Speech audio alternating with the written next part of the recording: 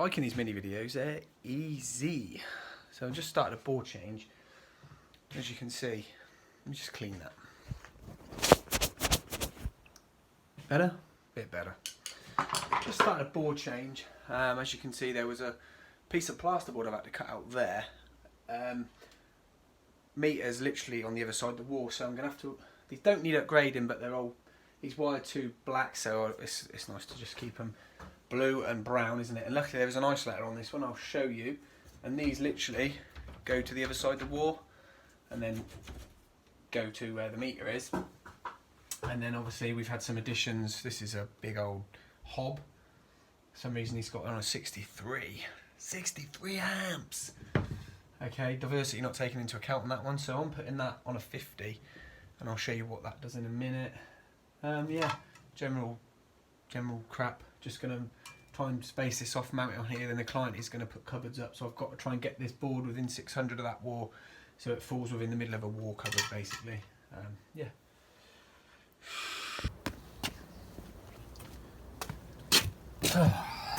Le meter, the switch. So we can disconnect out of here.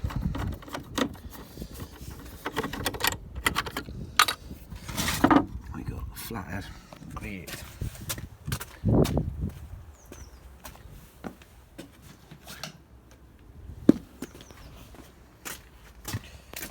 Professional photography there, Chris.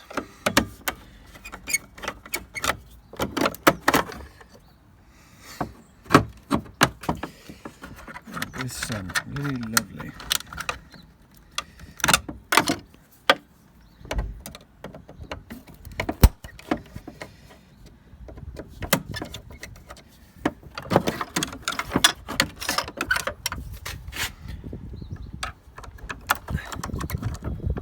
That is actually 10mm, so we're going to put 16 into there. Okay.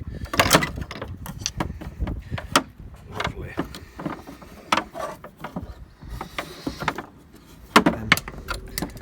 Covers back on.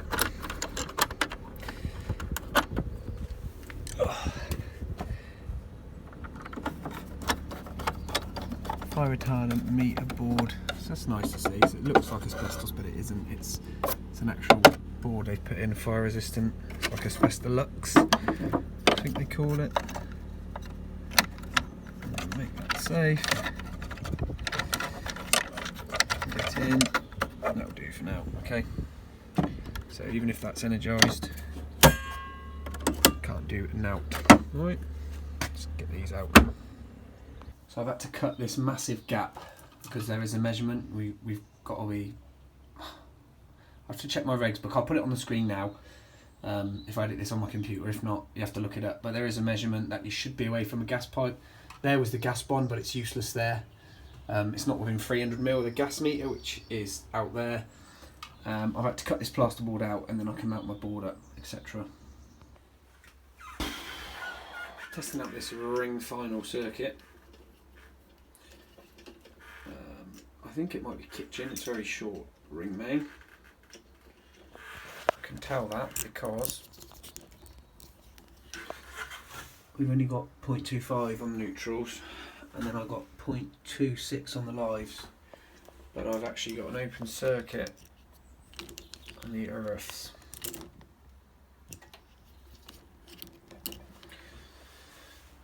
.99 and 9. So I've got to now find what this is doing. So simple way of doing that is I'm going to put the live and the neutral together, and then I can go to a socket, plug my meter in, see if I get continuity between live and neutral, and at least I know it's that circuit. I'll count how many sockets are on it, and then I can take the faceplates off, and more than likely an earth has broke out the socket. Right, so I've traced this circuit out. This is kitchen sockets. I had to nip home and get my little plug-in tester and stuff. Got my old meter there, which is dead. My one is coming today, believe it or not, but I'm using this old Mega today, which is still in calibration, so it's perfectly fine. It's just not registered to me as such, but hey ho. So this is a circuit fault on these earths, okay, CPCs, so we're going to have to go and take the sockets off in a minute and find it, but I've proved the circuit by linking out my live and neutral. I know how many sockets are on it, 11 sockets to check, so hopefully we'll find it fairly soon and then we can crack on. But I'm going to get this board mounted now and just get on with this. tails are in, cleated, bit of splodge, fire mate. That's the gas that literally runs across there into there, drilled there, and I use some of that putty. I would open it, but I can't be bothered, trust me.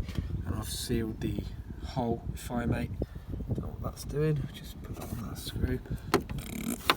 Okay, this cover is actually hanging off, so I'll show you in a minute. Bit of a bush fix, but it will do for now. Client's going to have to get a new cover for this. But yeah, that's they're aware of that. It's up to them. So at least it's better than it was. I came. This was actually off. So right, testing is nearly done. As you can see, I've had to double some circuits up in here. Left 2 spare ways because I've got to put the 32. Right, sorry, I had a phone call. Yeah, I've got to get a 32 and a 16 amp because there's sort of some sockets around here. This was like a little 16 amp raider which they just dobbed into the 32 amp, and there's 2 32 amp rings on one.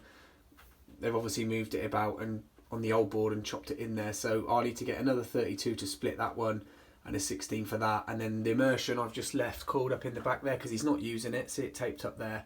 That'll go on the 16 that I put in, but I'm still tracing this fault. Everything else is tested. I'm tracing this fault out on this kitchen ring. Narrowed it down to the kitchen, so we're going to go and find it now. So as you can see, the cables leave the board in black and red. Don't know where they go. Come into the kitchen. They are. Actually, I can put the light on, can't I?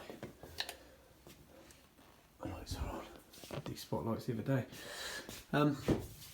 Look, it's now around this kitchen in new colours, so I'm hoping there isn't a junction box somewhere that I can't find. Plot thickens, eh? Sick that you get. Look. So I'm wondering if that could be it. It looks like he's done it tight enough to actually break that, but we'll reconnect that and then go back to the board and check our end-to-ends on the continuity on the CPC there. Found the fault. You're not going to believe what it was. Look at that green Verdi grit on it. That was the fly lead. That was into the back box. That was into the fly lead. That was a problem.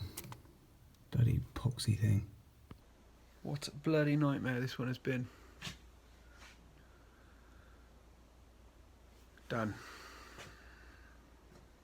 Whew. Bloody sweaty. I didn't think I was going to get away from there. Yeah.